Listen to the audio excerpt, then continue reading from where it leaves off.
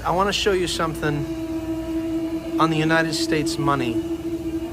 The dollar, the $5, the $1, the $5, the $10, the $20, the $50, and the $100. But let's go with some information real quickly first. How many remember back in the late 90s when all of the money, I think it was actually in the year 2000, like 2003, somewhere around there, all the money was redesigned, and it went from like little president's heads to big heads that looked like, you know, Monopoly money. I remember that. You remember that? I remember that. So I did a little research and I looked it up, and here's what I found. And I'm going to turn the camera around now so you can see it yourself. I have another phone in my hand. Read this. I typed in Google, when was the money redesigned in the U.S.? Here's the answer. In the first significant design change since the 1920s, U.S. currency is redesigned to incorporate a series of new counterfeit deterrents. Issuance of the new banknotes begins with the $100 note in 1996. Interesting. Followed by the $50 note in 1997, the $20 note in 1998, and the $10 and the $5 notes in the year 2000. Now look at the website. That's uscurrency.gov. You say, Roy, where are you going with this?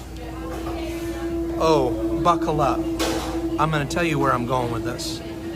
I just read you when all the money was redesigned, but it did not go into circulation until 2003. Here is the redesign of the money that you have right now. You can do this right now. Folks, listen to me. We are in an absolute season of exposure of where everything that's been hidden, Jesus says, will be brought to light. And that's why I did my post last time, because it frustrated me when I put that post up on Facebook about television, about we live in a world of lies. And everybody's like, oh, just pay attention to the positive stuff. If you don't know what the enemy's doing, you're not going to know what happens when he hits you between the eyes. And today is one of those days. And I've waited till today to do this. Now, this isn't about me. This isn't about the information. And at the end of this broadcast, I'm going to show you what is the result of me showing you this. So let me tell you a story real quick, okay? We're going to start with the $5 bill, shaped like an airplane. I want you to look. What do you see? Do you see two towers standing there like there's nothing wrong with them? Everything's fine, right? That's what they are. The two towers folded like an airplane. Let's move that aside. Let's bring the $10 in. Uh-oh. Something happened. What happened? The towers were hit by something and they appeared to be falling. Let's go to the 20, and now they've fallen even more.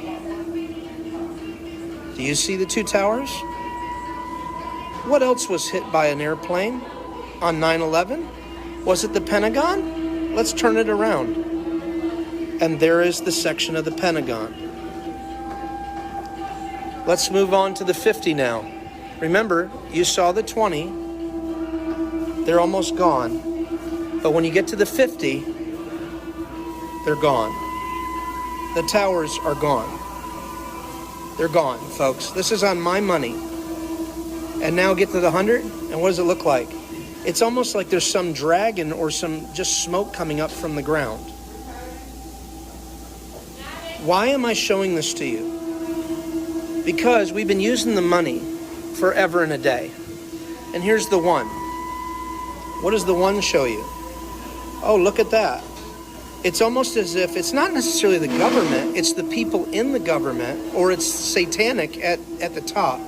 Now, I never got into this stuff, ever. I don't care about it. And this is the problem. Nobody really does.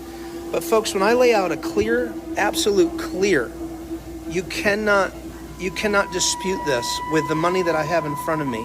There's no way to dispute this at all.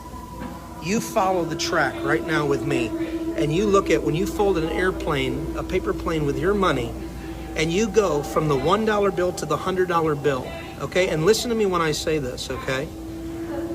I just showed you at the beginning of this video on Google that they redesigned the money in 1996. They started with the $100 bill, and then they moved on to the 50, and then the 20, and then the 10. And it goes 1996, 1997, 1998, and then in 2000 they were done with the redesign. Folks, this is undisputable. They executed a plan that was already planned. Okay, here's the 1 to the 5. The towers are hit. The buildings are falling. The buildings are gone. And all there's left is smoke.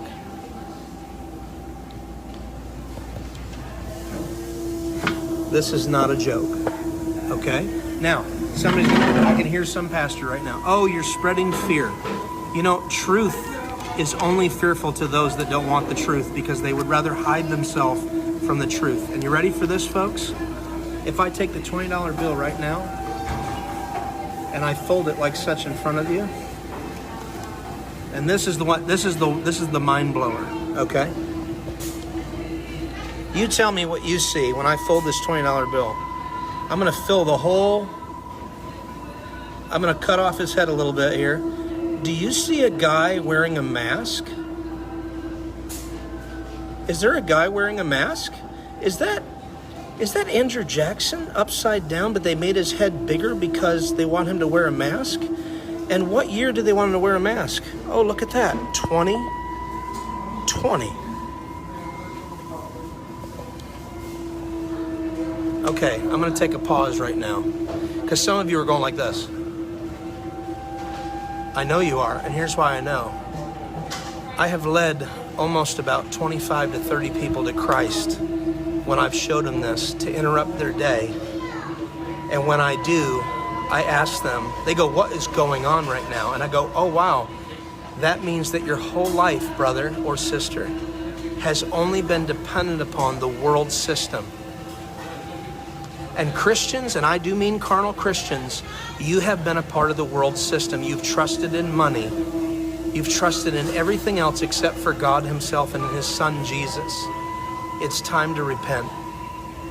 It's time to turn your life to Christ. And I'm telling you, people are coming in by the droves. Now, it's unorthodox. It doesn't make sense. You know, I don't come with the clever words Paul said to declare the gospel, but demonstration. But this was the way that I was able to get somebody's attention. And then as I began to minister Christ to them, I would get words of knowledge. I began to pray for people, and they started giving their life to Christ. And I mean, people pray with me in front of the convenience stores and all over because they're woke up. So I'm telling you right now, just as I said with television, wake up.